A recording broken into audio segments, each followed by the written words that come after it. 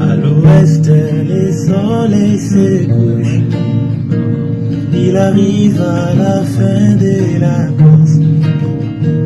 Et je vois combien ce temps est là.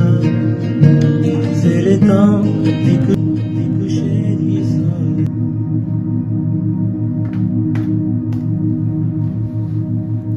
Shalom à tout le monde, que Dieu vous bénisse de partout où vous nous suivez. C'est encore votre humble serviteur, le plus petit de tous les apôtres, Pierre Simi. Nous venons par cette vidéo vous parler d'un événement qui a marqué cette année 2025 et par rapport aux questions que vous nous avez envoyées. Vous avez envoyé beaucoup de questions et j'attendais d'abord que l'événement puisse arriver à la fin parce que le fait continuait d'abord à briller.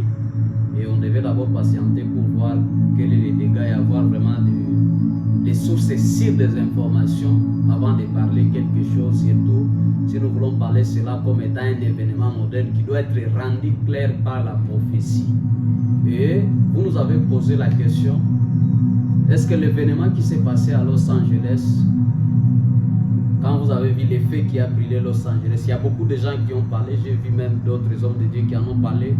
C'est l'accomplissement de ce que Frère Branham avait parlé, que c'est ça la prophétie déjà qui accomplit ce que Frère Branham avait dit par rapport à Los Angeles. Suivez d'abord lui-même ce que Frère Branham avait parlé et après cela, nous allons revenir sur cet événement là-bas. Suivons. That's solemn warning. C'est un avertissement solennel. We don't know what time. Nous ne savons pas à quel moment. You don't know what time that this city, one day, is going to be laying out here at the bottom of this ocean. Et vous ne savez pas à quel moment, un jour, cette ville va se retrouver au fond de cet océan, ici. Oh, Capernaum, said Jesus. Oh, Capernaum, a dit Jésus, Thou who exalted into heaven will be brought down into hell. toi qui t'es élevé jusqu'au ciel, tu seras abaissé jusqu'au séjour des morts. For if the mighty works had been done in Sodom and Gomorrah, it had been standing to this day. Car si les miracles avaient été faits dans Sodome et Gomorrhe, elles subsisteraient encore aujourd'hui. And Sodom and Gomorrah lays at the bottom of the Dead Sea, and Capernaum's in the bottom of the sea. Et Sodome et Gomorrhe sont au fond de la mer morte, et Capernaum est au fond de la mer. Thou city, who claims to be the city of the angels, Toi, la ville qui prétend être la ville des anges, who's exalted yourself into heaven toi qui t'es élevé jusqu'au ciel, and sent all the dirty, filthy things of fashions and things, et qui a propagé toutes les saletés et les obscénités de la mode et autres, till even the foreign countries come here to pick up our filth and send it away. au point que même les pays étrangers viennent ici chercher notre obscénité pour l'envoyer ailleurs. Through your fine churches and steeples and so forth, the way you do. Toi, avec tes belles églises et tes beaux clochers et ta façon de te conduire, Remember, one day you will be laying in the bottom of this sea. souviens-toi, un jour, tu seras au fond de cette mer. You're a great honeycomb under you right now. Maintenant même, ton sol est criblé d'alvéoles, comme un gros nid d'abeilles. The wrath of God is belching right beneath you. La colère de Dieu gronde juste au-dessous de toi. How much longer you'll hold this sandbar hanging out over that? Pendant combien de temps encore va-t-il maintenir ce banc de sable suspendu au-dessus, When that ocean out yonder a mile deep was sliding there, plumb back to the Salton Sea. alors que l'océan là-bas, à une profondeur d'1 mille, va se glisser à l'intérieur jusqu'à Salton Sea?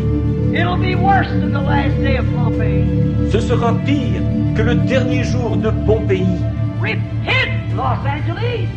Repends-toi, Los Angeles! Repent, the rest of you, and turn to God. The hour of His wrath is upon the earth. Et tous les autres, repentez-vous et tournez-vous vers Dieu. L'heure de sa colère est venue sur la terre. Flee while there's time to flee. Come into Christ. Vous venez de suivre vous-même ce que William Branham a parlé sur Los Angeles. Vous savez, un prophète ne tâtonne pas. Quand un prophète dit l'eau, cela veut dire l'eau, cela ne veut pas dire les faits. William Branham a parlé que ça va s'effondrer au fond de l'océan, cette vie de Los Angeles. Nous n'avons pas arrangé une prophétie, nous n'avons pas modifié quelque chose là-bas. Nous ne commentons même pas une prophétie. Mais tellement que c'est quelque chose qui commence à créer comme une confusion, voilà que nous sommes venus aussi pour aider. Peut-être nous ne sommes pas les mieux placés pour parler, mais nous devons aussi quand même lancer un cri d'alarme parce que le temps est mauvais et nous devons faire de notre mieux pour que les enfants de Dieu soient éveillés.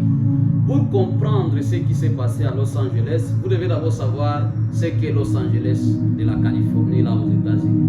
Vous savez, Los Angeles, c'est ça même le portail par lequel le réveil pentecôtiste est entré aux États-Unis. Le grand réveil que nous connaissons, le réveil d'Azusa. Ça a commencé là-bas même. Dieu les a envoyés un grand réveil, mais ils ont rejeté ce réveil-là uniquement parce que c'était des Noirs. Et il n'y a pas une ville aux États-Unis où Dieu a accompli de grandes choses comme là-bas à Los Angeles. Beaucoup de choses qui se sont accomplies là-bas avec William J. Simawe, qui ont amené ce réveil d'Azusa. C'était dans cette ville de Los Angeles. C'est la ville la plus évangélisée et c'est la ville où Dieu a accompli beaucoup de miracles avec ce groupe de pentecôtistes qui étaient là.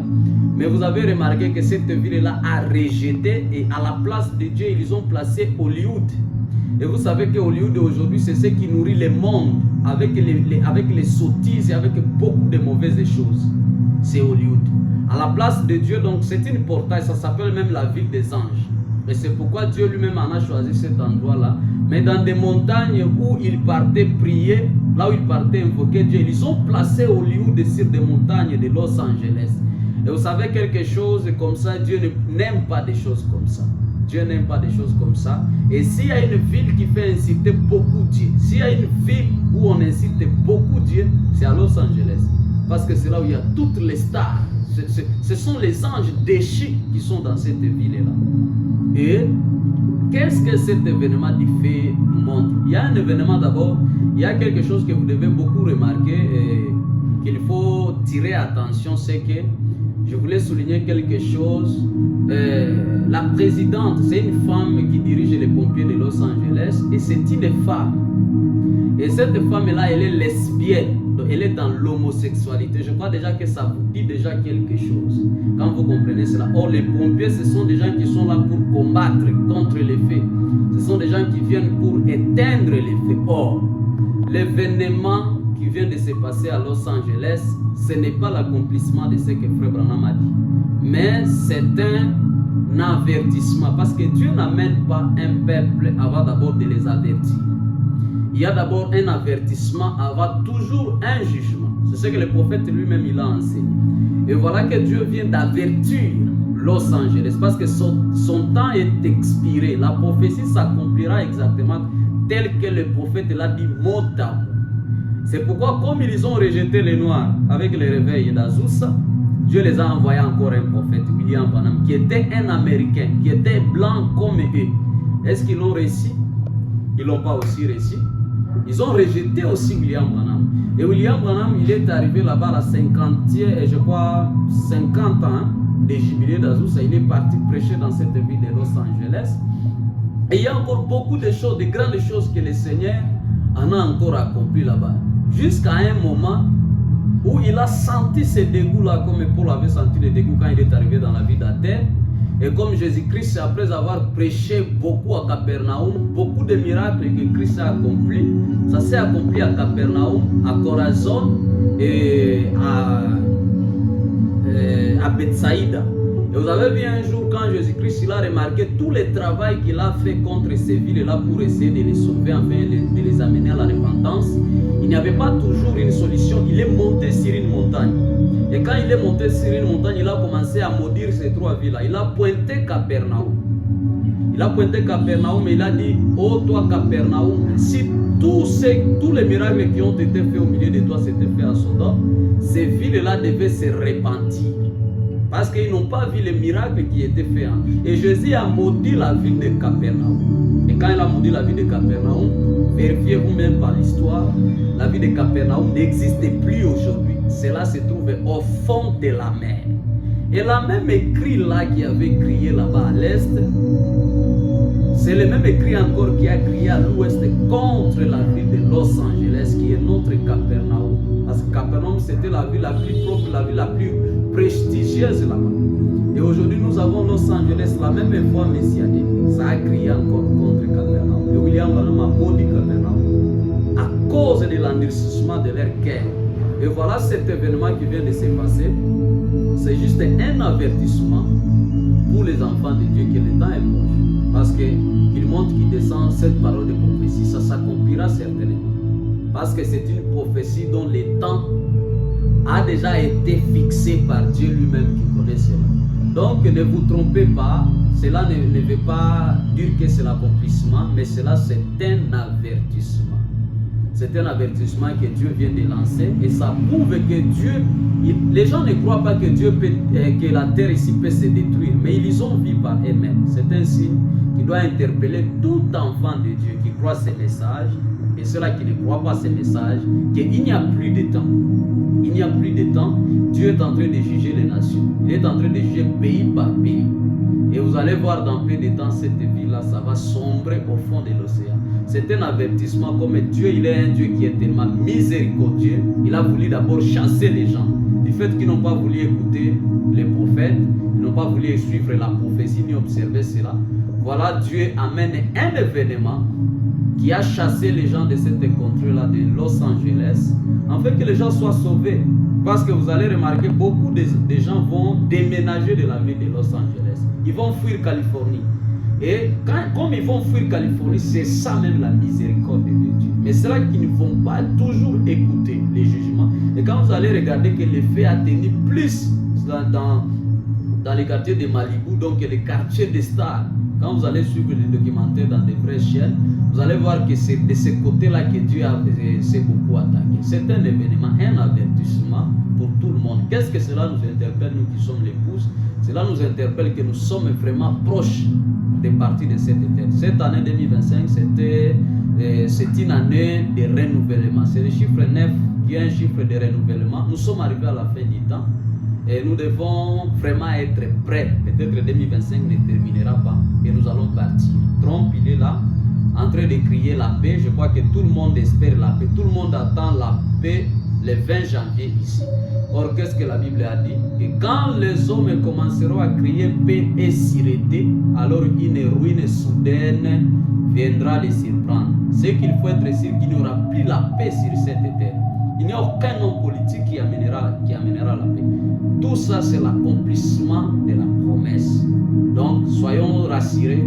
Voilà un peu un cri d'alarme que je voulais encore lancer. Si vous n'avez pas encore le Saint-Esprit, si vous n'avez pas encore pris ces messages, il est temps que vous puissiez croire les messages. Il est temps que vous puissiez arranger votre vie. Peut-être 2025 ne terminera pas. Et vous qui avez des appels pour servir le Seigneur, vous ne voulez pas servir le Seigneur, sachez très bien que vous allez mourir avec vos ministères. Et Dieu ira vous demander ce que vous avez fait avec cela. Et c'est moi qui va vous juger. Parce que moi je suis jeune comme vous, mais je sers Dieu. Que Dieu bénisse.